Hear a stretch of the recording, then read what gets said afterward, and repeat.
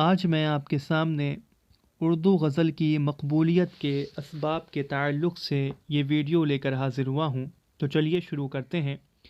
غزل اردو شاعری کی سب سے مقبول صنف سخن ہے۔ پروفیسر رشید احمد صدیقی نے اسے بجا طور پر اردو شاعری کی آبرو کہا ہے۔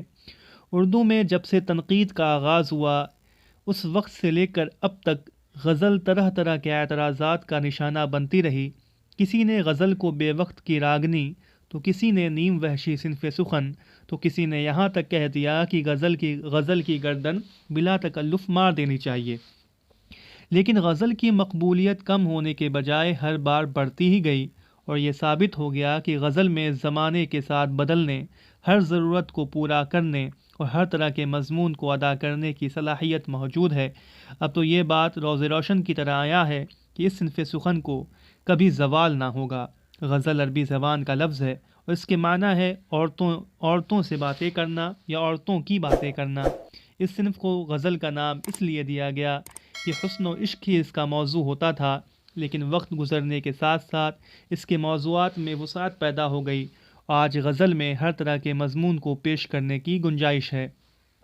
ایک اور بات کہ غزل کا شاعر عام طور پر نرم، سبک اور شیریں الفاظ کا استعمال کرتا ہے، حالانکہ اصل بات یہ ہے کہ شاعر ہر طرح کے الفاظ استعمال کر سکتا ہے، بشرطے کہ اسے لفظوں کے استعمال کا سلیقہ ہو۔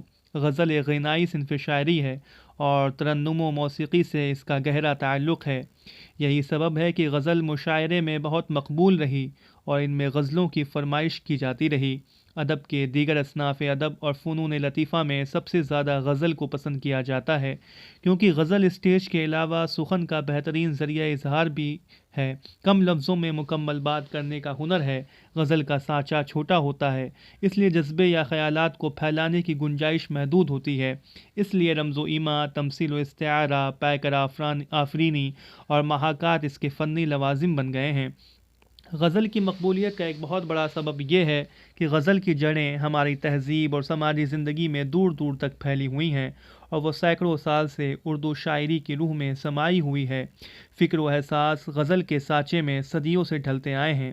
ہر دور میں اس صنف نے ہمارے جذباتی، ذہنی اور سماجی تقاضوں کی بڑی سچی اور بھرپور عکاسی کی ہے۔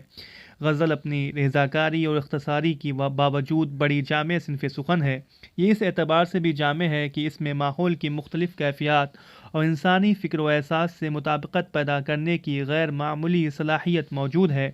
غزل میں بلاغت، ندرت، جدت طرازی، معنی آفرینی جتنی عمدگی کے ساتھ ملے گی، وہ کسی دوسری صنف سخن میں ملنا مشکل ہے، اور یہی تمام وجوہات غزل کی مقبولیت کے اسباب ہیں۔